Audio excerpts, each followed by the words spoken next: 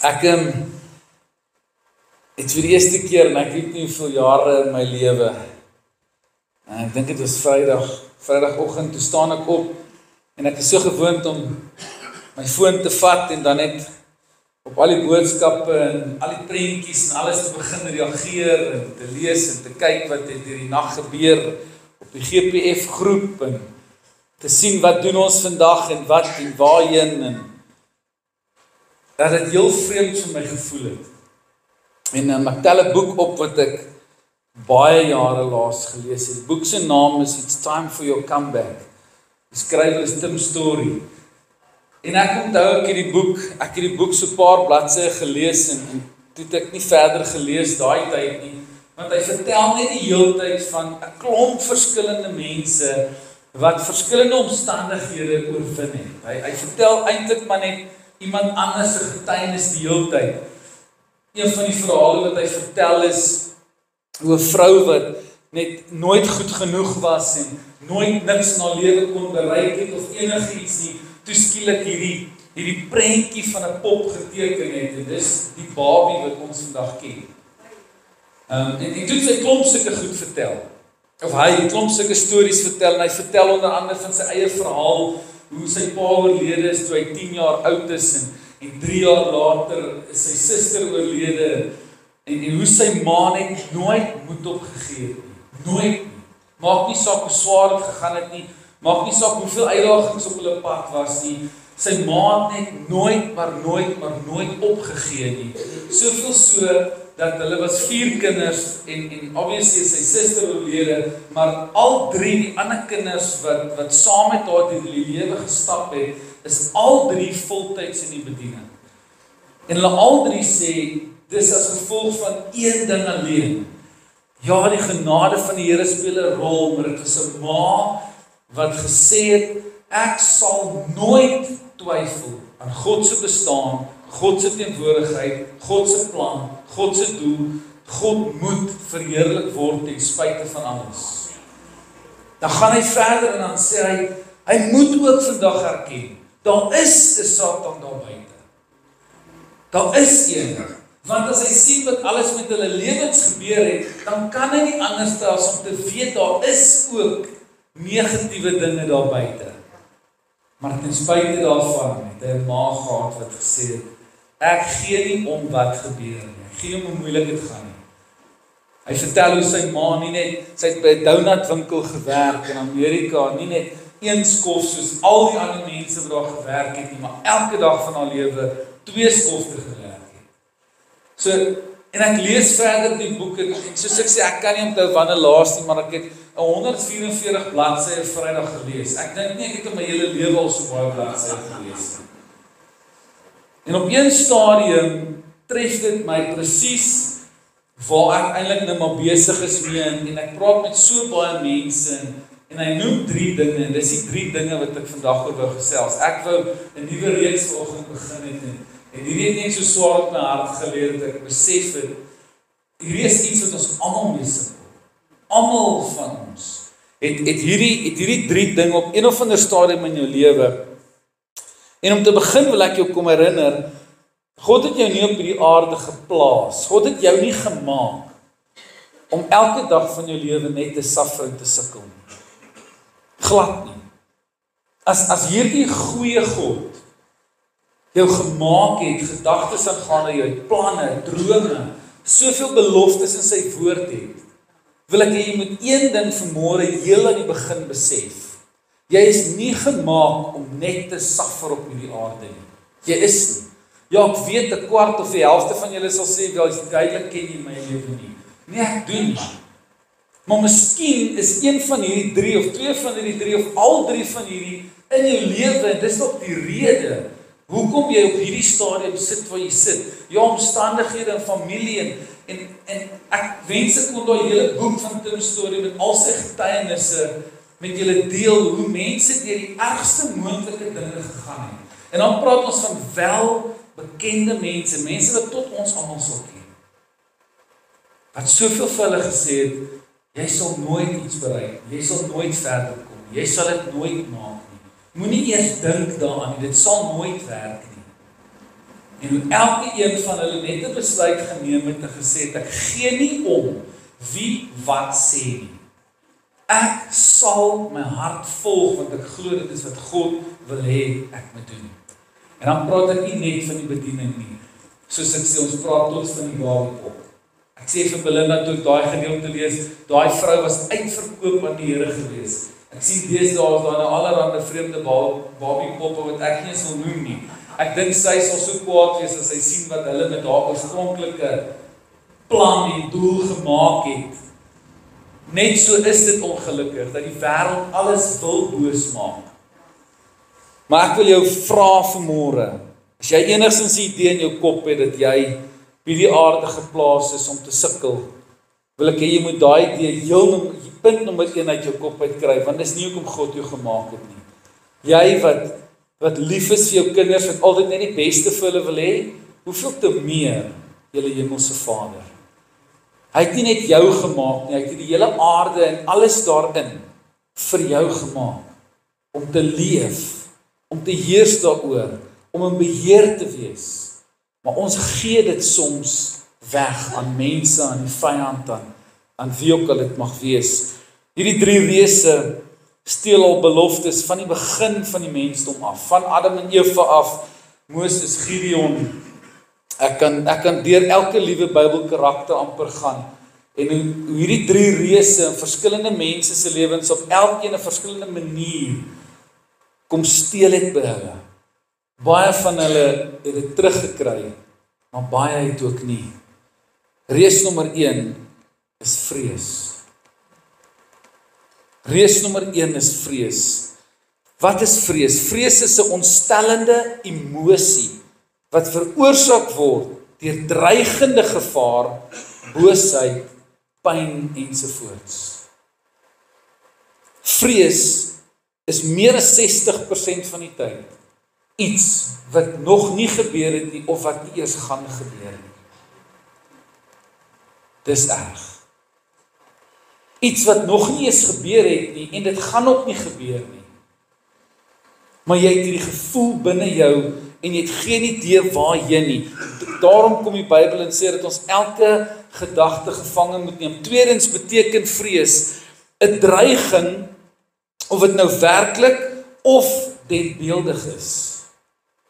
Partykeer, en ons het dit al so baie gesê, as jy al die ligte in die huis afsit in die middel van die aand en die besem in die kombuis val skielik om. Kyk, dit kan enigiets van 'n rot tot 'n mens tot wat ook al wees.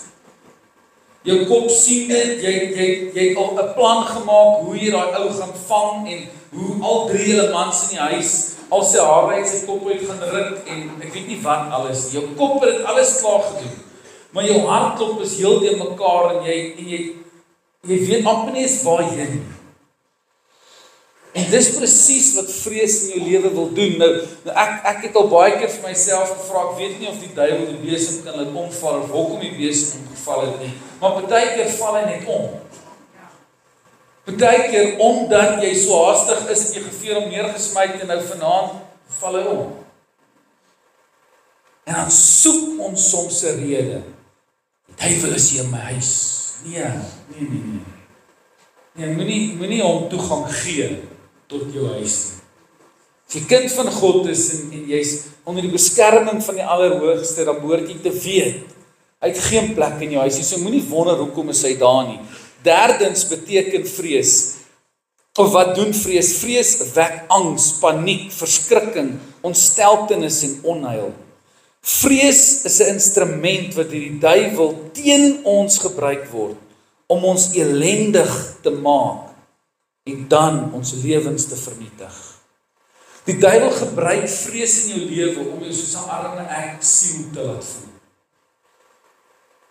Hulpeloos, magteloos, kragteloos.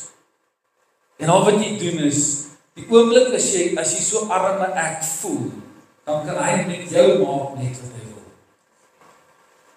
Ek sal nooit vergeet, die jare terug het 'n pastoor eendag gesê, pas op as jy 'n wrimpie mentaliteit het, gaan die duiwel met jou visvang. Jy is nie 'n wrimpie nie, jy is nie sommer. En is al wat hy probeer doen, hy probeer vrees in jou wakker maak. So iets wat nog nie gebeur het nie en heel moontlik nie eens gaan gebeur nie. En vir dae en maande en jare lank leef ons elke liewe dag van ons lewe met 'n sekere persentasie vrees in ons. Vrees is seker een van die grootstes. Dit begin net by 'n gedagte. Dit sit oor in emosies wat jy glad nie kan beheer nie. En dan begin ons daarop reageer. Dan begin jy skielik nou dinge doen, of jy wil nou sekere goed in plek sit. Ek dink, en dis nou glad nie snaaks bedoel teen enige iemand wat polisse verkoop nie, maar ek dink in COVID is al meer polisse verkoop as wat ek ooit was. Want mense was skielik bang, wat gebeur as? En ek hoor mooi, dit is glad nie verkeerd nie. Maar skielik het vrees in ons harte gekom. Kan jy onthou hoe jy gestroop was van jou hele lewe amper? En hoe daar een of twee brawe ouens was wat gesê het, man, die ding maak my niks. En hy het net gaan loop soos hy wil en 5 maande later het hy nou teruggekom en sê, sien jy, ek het jou gesê, die ding sal my niks maak. Een of twee ouens wat braaf was, maar meeste van ons was in vrees vasgevang. Was op 'n plek wat nog niks met jou gebeur het nie, en as jy die sekere maatreëls het dit seker nooit gebeur nie. Maar ons kom op 'n plek en dit word dikwels 'n sterk, intense gevoel wat jou hele lewe beheer. Wanneer laas het jy op 'n plek gekom wat jy, ek wil amper sê, gewonder het en begin twyfel het oor jou toekoms? En vrees half in 'n mate meer begin oorneem het. Iets wat jy 'n goeie idee gehad het skielik verander in 'n bekommernis. Nou hoor ook mooi stel hierdie een het. Hy sê, dit word dikwels 'n sterk, intense gevoel wat ons probeer dwing om dwaase besluite of aksies te neem. Of wat ons probeer keer om iets te doen wat eintlik goed sou gewees het. Vrees dwing jou om besluite te neem. En meeste van die tyd is dit dan dwaase besluite. Dis wat vrees doen. Hy wil hê dat jy nie net nou 'n besluit moet neem nie. Omdat jy in vrees is, wil jy hom nou neem. En meeste van die tyd is dit die verkeerde besluit wat jy dan neem. Meeste van die tyd. Hoekom? Omdat jy bang was, omdat jy gevrees het vir wat sou gebeur het. Vrees word gereken as die meestergees wat Satan gebruik. Die meestergees. Was niks wat hy meer gebruik as vrees in die kind van God se lewe nie. Snaaks genoeg is daar soveel verse in die Bybel. Hoeveel keer sê die Bybel vir ons, moenie vrees nie. Moenie vrees nie. Moenie bevrees wees nie. En dis die nommer 1 rede. Ek het so ruk terug met die sielkundige in Rustenburg weer gesels, Leon wat by ons was. En hy sê ook, vrees is die nommer 1 rede hoekom mense selfmoord pleeg. Vrees. Dit begin by 'n gedagte. Iets wat jy dink wat moontlik kan gebeur. Wat as? Wat gaan ek doen as? Jy sit op 'n plek wat jy sê, moet ek nou probeer uitvind oor hierdie of moet ek liewer nie? Ek wil graag weet wat die waarheid is, maar miskien moet ek dit liewer los, want ek is bang ek vind regtig uit wat die waarheid is. En die vyand gebruik vrees in ons lewens. God wil hê jy moet deur geloof wandel. Ons almal weet dit, ons lees dit in die Bybel. God wil hê ons moet nie deur lewe deur wat ons sien nie, maar deur geloof. En die Satan wil hê dat jy elke dag van jou lewe in vrees sal leef. Op hierdie stadium is dit oorlog op oorlog op oorlog teen Israel en as jy vir een oomblik dink Jy weet wat vrees is, ek dink daai is heeltemal iets anders. Dis 'n realiteit. Dis besig om te gebeur. Ek wil amper sê daar's 'n rede tot vrees. En dan sit ons baie keer net met 'n gedagte wat die vyand in jou kop kom plant en jy verwoes jou hele lewe as gevolg van vrees, iets wat nog nie gebeur het nie en nie gaan gebeur nie. Die tweede reus is twyfel. En twyfel is baie moeilik. Want twyfel bring jou op 'n plek by, is dit 'n goeie ding of is dit nie? Dis nie altyd so maklik om te sê, is dit God se wil of is dit nie? Want baie keer is dit nie noodwendig verkeerd nie, maak nie saak wat sê jy kies nie. Maar jy sit op 'n plek wat jy sê, moet ek die kans vat of moet ek nie?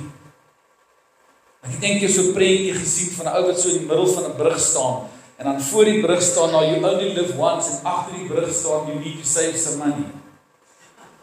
Hy staan in die middel tussen jy lewe net een keer en jy moet geld spaar. En hy weet, moet ek nou lewe of moet ek nou geld spaar? Moet ek nou by die vakansie gaan of moet ek nou wat moet ek nou doen? En daai geval dood eenvoudig is nie noodwendig reg of verkeerd nie. Dit is nie.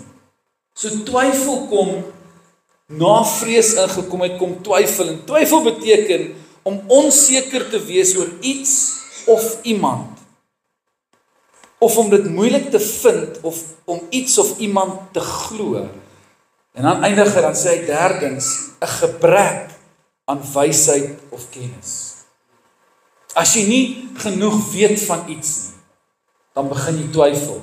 As jy nie genoeg weet van iemand nie, dan begin jy twyfel. Een van die vrae wat mense met die meeste vra is, Dion, as jy by 'n stopstraat stop en daar staan 'n ou wat sê, help my asseblief, wat doen jy? Sê ek die enigste een? Dion, wat doen jy? Koste gelukkig is daar nie so baie nie, maar as jy in Rustenburg reis, daar ook by elke stopstraat kom. En baie mense sê vir my, Dion, wat doen jy?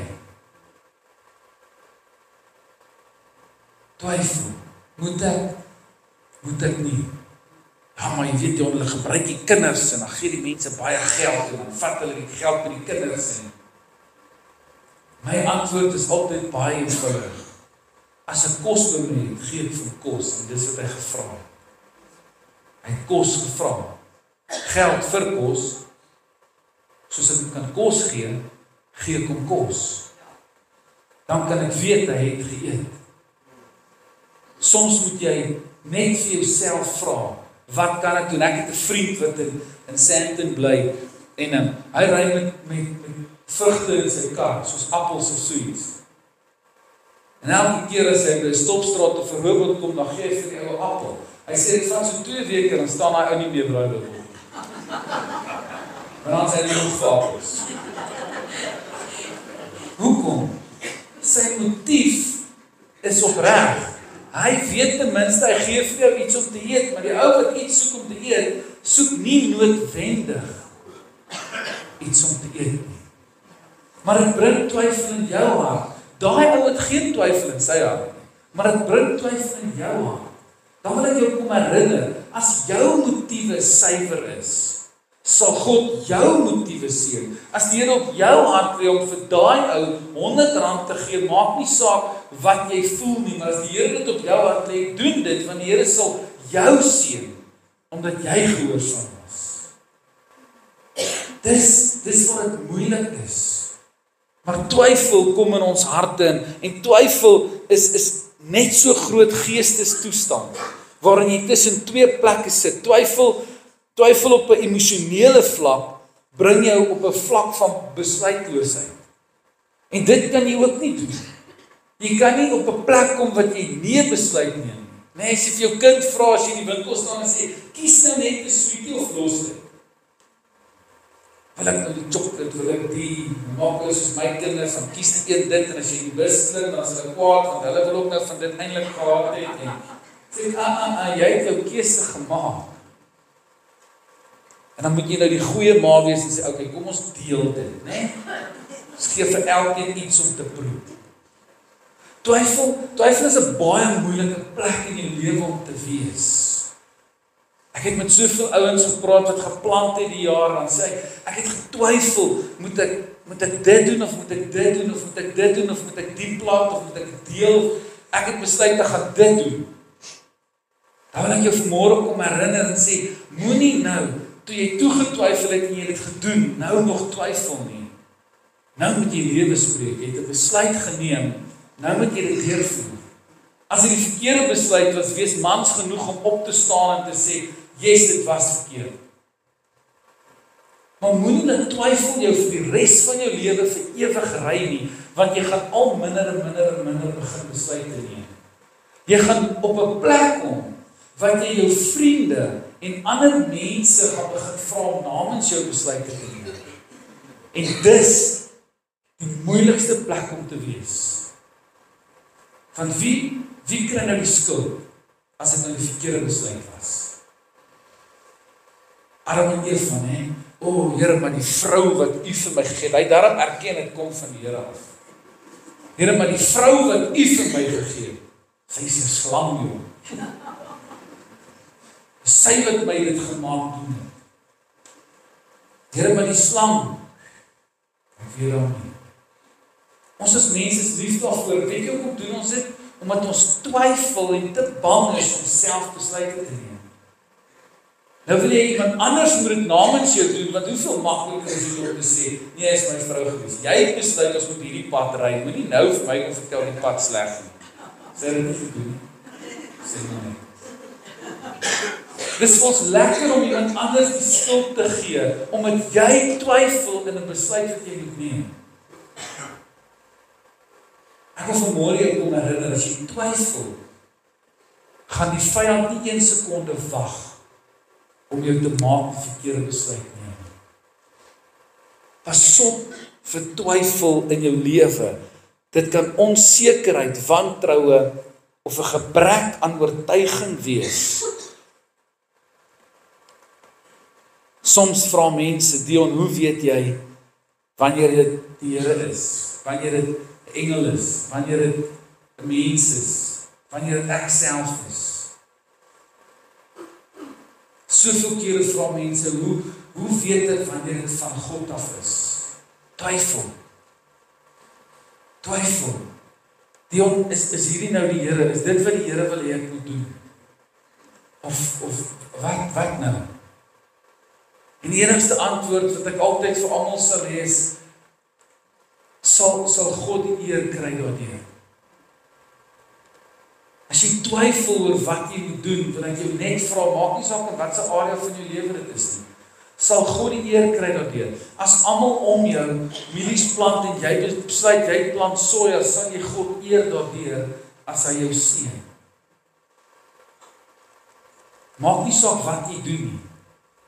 Sal God die eer kry. Sal jy erken dat dit God is. Ongelukkig is dit so, dat God nie altyd, ek wil amper sê so reguit soos 'n Afrikaanse onderwyser kom en vir jou die antwoord gee. Doen. Maar dis, om God sê, ek wil hê dat jy net nie sal twyfel nie.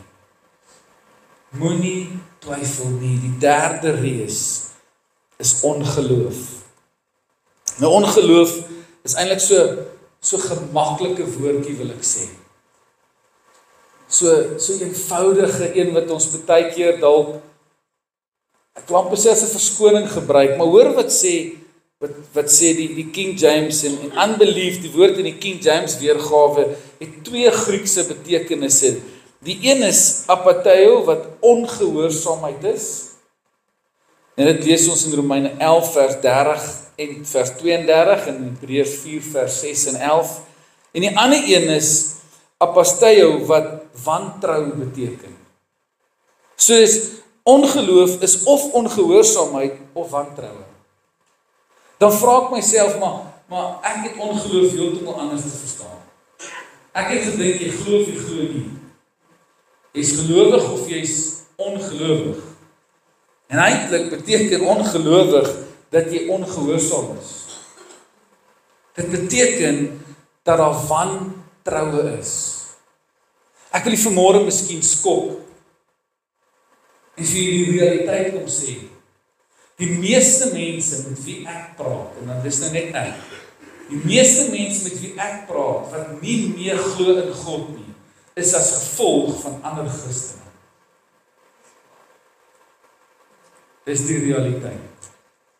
Hier en daar is daar 'n persentasie wat sê, ek het die Here regtig vertrou vir iets en dit het nie gebeur nie, en as hy regtig lief was vir my, dan sou hy dit gedoen het, en daarom glo ek nie dat daar God is nie. Maar meeste mense glo nie meer in God en dat God werklik bestaan as gevolg van ander Christene. Daai ou wat jarelank op die kerkraad sit, wat my ingedoen het in die besigheid. En daai ou wat so, en die ou wat so. Die hartseer ding is, op hierdie stadium, ek weet nie van 2024 en 25 nie, maar van 2018 tot 2023, was die meeste mense wat erken het dat hulle nie in God glo nie, tussen 16 en 28. Hoekom? Want my paal dwing my om die Here te dien, maar ek sien absoluut niks van God in hulle nie. Ek praat baie met jong mense. Dit is soms 'n skokkende realiteit. Tussen 16 en 28 is die grootste ouderdom mense, kinders, wat nie glo in God nie. Baie mense sê, ja, maar dis omdat hulle maar nou bietjie die vryheid van die huis geniet en nee, hulle is uitgesproke om te sê ek glo nie. En die hoofrede is, hoe moet ek glo as ek dit nêrens sien? Dit is moeilik om vir 'n kind te sê, moenie leef deur wat jou ma of pa of oom of tannie of wie ook al sê nie. Lewe deur geloof. Dit is nie so maklik om dit vir 'n jong man te sê nie. Dit is nie so maklik om dit vir 'n kind te sê wat voel dat hy geen toekoms het nie, dat niemand omgee, dat daar nooit tyd is en dat niks belangrik is behalwe wat vir hulle self saak maak. Ongeloof beteken wantroue, verwerping, afkeer, ongeloof, nie oortuiging, 'n gebrek aan geloof, onsekerheid en bedenkinge. Toe ek dit lees, toe herinner ek my aan keer op keer, dat ek met jong mense praat wat vir my sê, ek glo nie in God nie, wantroue. Dis moeilik. Luister, ek weet, my kinders is klein, ek is glad nie grootmond daaroor nie. Maar weet jy hoeveel jong mense vertrou glad nie hulle ouers nie? Weet jy hoeveel jong mense voel verwerp deur hulle ouers? Weet jy hoeveel jong mense voel afgekeer deur hulle ouers? Hoor net nooit dat hulle goed genoeg is nie. Ongeloof, ouers wat net nooit glo in hulle kinders nie, nooit glo dat hy goed genoeg is om iets te kan doen nie. Ouers wat nie oortuigend leef, ouers wat 'n gebrek aan geloof spreek. Ek weet dis moeilik, hoor wat ek vandag sê, as jou omstandighede vir jou wys dis moeilik, en jy gaan sit saam met jou kinders, of jy praat met jou vriende, en jy sê, as ma en pa, waar is die Here? Ek verstaan hoekom jy so voel. Ek sê nie wees vals en moet dit nie sê nie. Skielik vat jou kinders dit ter harte en hulle sê, daar's nie 'n God nie. Jy het net gevra, omdat jy moedeloos is, omdat jy gebroken is, omdat jy stikkend is, het jy 'n vraag gevra. En 'n kind vat dit om te sê, daar is nie God nie. Die onsekerheid en die bedenkinge wat ons het.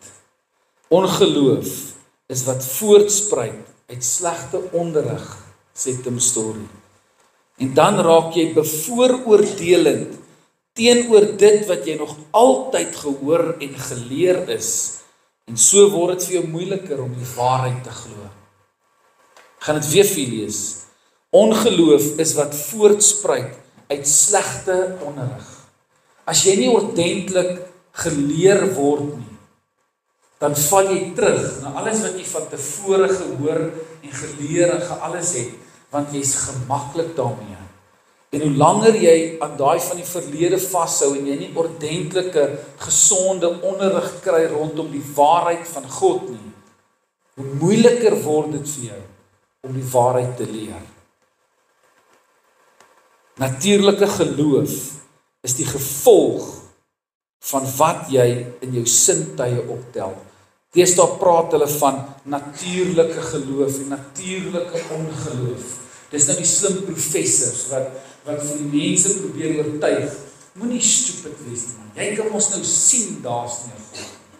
Jy kan ons nou sien daar's nie dit. Jy kan ons nou sien die wêreld gaan nie verander nie. Hy wil hê dat jy net in jou sintuie. En wat het ons nou gelees?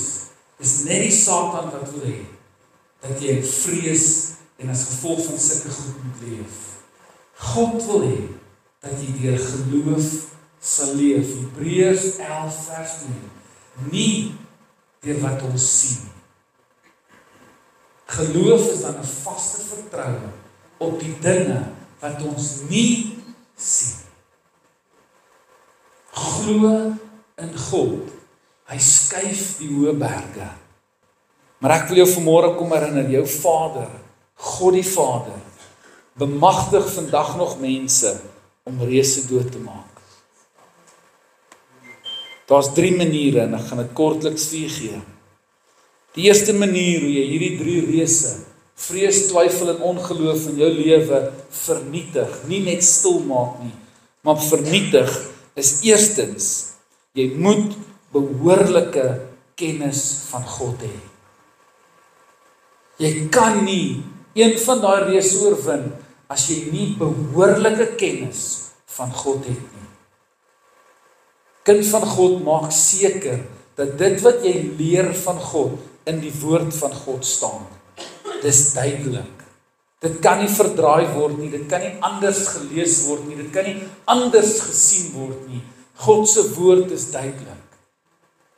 Jy moet behoorlike kennis van God hê. Die Bybel sê my volk gaan ten gronde weens 'n gebrek aan kennis. Kennis bring jou in die regte perspektief. As jy kennis oor iets het, as jy as 'n vreemdeling by 'n gesprek instap waarby jy geen kennis het nie, wie glo jy? Die ou wat die mees oortuigings praat.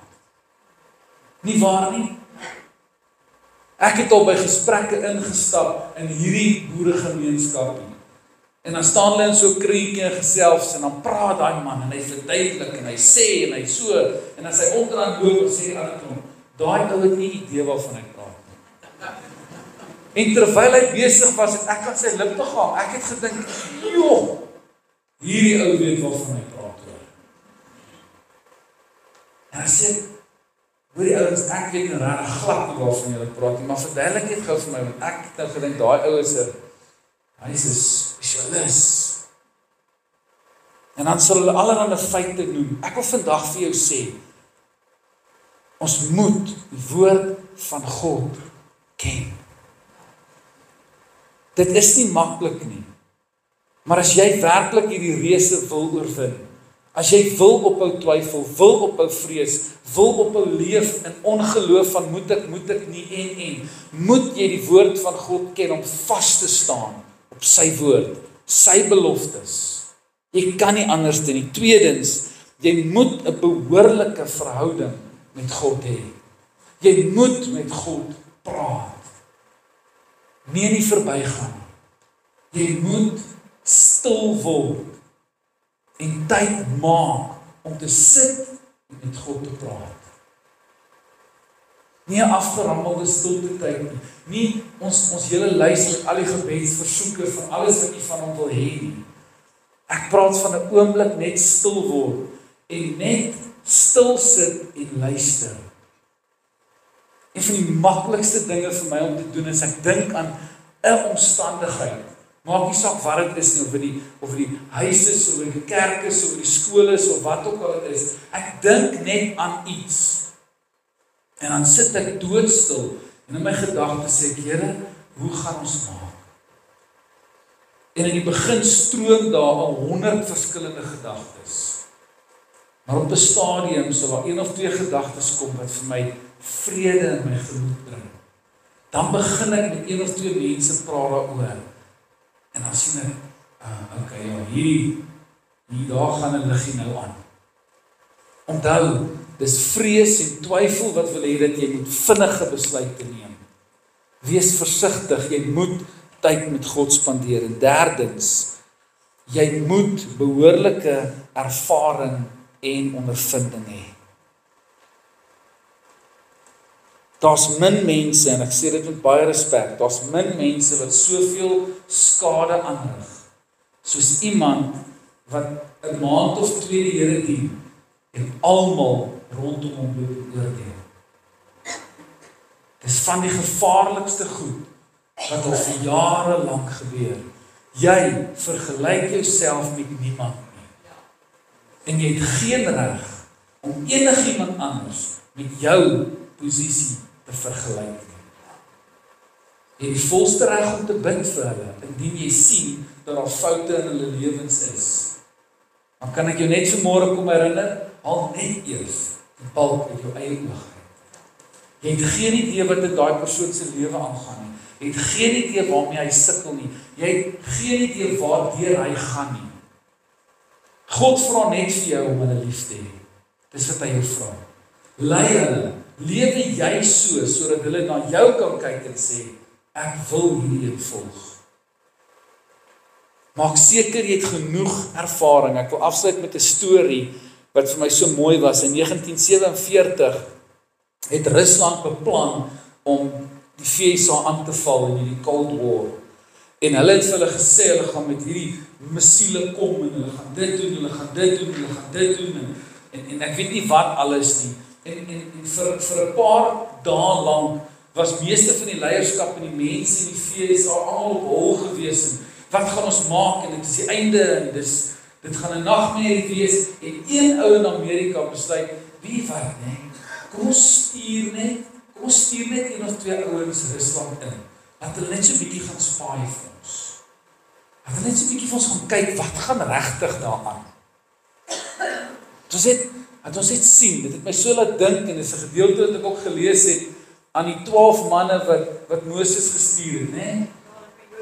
Die slimmes, en die oulikes, en die bekendes, en hy stuur 12 van hulle, Joshua en Caleb kom terug, en hulle is die enigste 2 uit die 12, wat iets positief gesê het oor die land wat hulle sou beerwe. Die ander 10 is almal negatief. Maar hulle stuur so 'n paar ouens, ek kan nie presies onthou hoeveel dit was nie, stuur hulle in Rusland in, en weet nie waarmee kom hulle terug. Hulle kom met inligting terug soos, hulle sien hoe die helfte van die weermag van Rusland alreeds dronk en onder die invloed is, omdat hulle alreeds die oorwinning vier. Hulle kom agter dat Rusland die grootste alkoholisme probleem in die wêreld tans het. Hulle sien die hoë abortustelling wat Rusland, dis in 1947, alreeds toe het, wat meeste vrouens en mense emosioneel verwoes het. Hulle sien hoe 'n groot deel van Rusland nie kos en mediese voorraad het nie. Skielik staan die VSA op en sê, ouens, dis ons aanval. Dis die verskil. Die vyand kom in jou lewe en kom wys en kom sê vir jou 'n klomp goed, en jy is so bang dat jy sommer wil oorgee, en jy verloor nog voor enigiets gebeur het. Hy wil jou net kom bang maak. Ek wil jou vandag kom herinner, net soos wat Dawid opgestaan het en gesê, wie is hierdie Filistyn wat my God kom uitdaag? Wie is hy? Wie gee hom die reg om my God uit te daag? Ek het die beer verslaan, ek het die leeu verslaan, en net so sal die Here my help om ook met hierdie Filistyn te maak. Kind van God, ons kan nie langer elke dag van ons lewe in vrees, twyfel en ongeloof lewe nie. Jy dien 'n God wat gedagtes aangaande jou. Jy verklaar dat jy lief is vir 'n God, en 'n God erken wat net die beste vir jou wil hê, wat sy woord vol beloftes is. Maar die vyand kom vertel vir jou, maar jou gesin, maar die, maar daai, maar die en daai een en hierdie een, en jy sit en jy kry jouself die hele tyd jammer. Bestudeer God se woord, leer sy beloftes, weet wie hy is, weet wie jy is in hom. Maak seker dat jy 'n goeie verhouding met God staan, dat jy tyd maak vir hom, en maak seker dat jy werklik weet waar jou toekoms lê. Mag jy oorwin in Jesus naam. Kom ons sluit die oë. Here, dankie dat elkeen van ons vandag kan weet, daar is 'n vyand wat ons wil laat kom vrees. Daar is 'n vyand wat ons wil laat kom twyfel elke dag van ons lewens. Daar is 'n vyand wat wil hê dat ons moet ons geloof prys gee. Maar ek wil kom bid, Here, dat ons sal kom opstaan in die naam van Jesus. Dat ons sal vasstaan op U woord. U woord is die waarheid. U woord is 'n lamp vir ons voet en 'n lig vir ons pad, Here. U woord wys vir ons die pad wat ons moet loop. Die Heilige Gees is met ons en hy sê, ek sal vir jou sê, hier is die pad, wandel hier volgens. Ek sal elke tree met jou gaan, al gaan nie deur 'n dal van doodskade weer. Moet geen onheil vrees nie, want ek is met jou. Here, maak of môre eerste wees om te erken dat dit nie altyd so maklik is nie. Maar ek bid in die naam van Jesus dat U met elkeen van ons sal wees, om ons te kom herinner, dat ons ore sal oop wees wanneer U met ons praat, dat ons harte ontvanklik sal wees, en dat ons vrees, twyfel en ongeloof sal begin oorwin in die naam van Jesus. Dat ons nie meer bang sal wees om te bid vir die siekes nie, dat ons nie sal twyfel of U 'n verskil sal maak of nie, maar dat ons sal weet, U het ons beveel om dit te doen. U het ons die mag gegee om te heers en te oorwin oor die aanvalle en die aanslae van die bose. Maar ons moet vasstaan, Here. Ons moet die woord bedink. Die woord sê, bære dit in jou hart, bedink dit dag en nag, spreek dit oor jou lewe. Ons worstelstryd is nie teen vlees en bloed nie, maar teen die bose geeste, die magte, die owerhede van hierdie duisternis. En al hoe ons hulle kan oorwin, is dit die woord van God. Help ons om in 'n hegte, goeie verhouding met U te staan, Here. Dat ons die stem sal duideliker hoor elke dag van ons lewens. En help ons, Here, om seker te wees dat ons kan erken wanneer die vyand besig is om ons te tuister, sodat ons hom kan terugslaan met die woord van God. Kom seën ons, Here. Kom tel elke een van ons op, sodat ons sal oorwin. Help ons om te vergeet van ons verlede, Here. Maak nie saak wat dit is nie, maak nie saak wat dit is wat ons familie en vriende en almal aan ons gedoen het nie. God se wil, God se plan en God se manier. Ons eer U daarvoor in Jesus naam. Amen. Amen.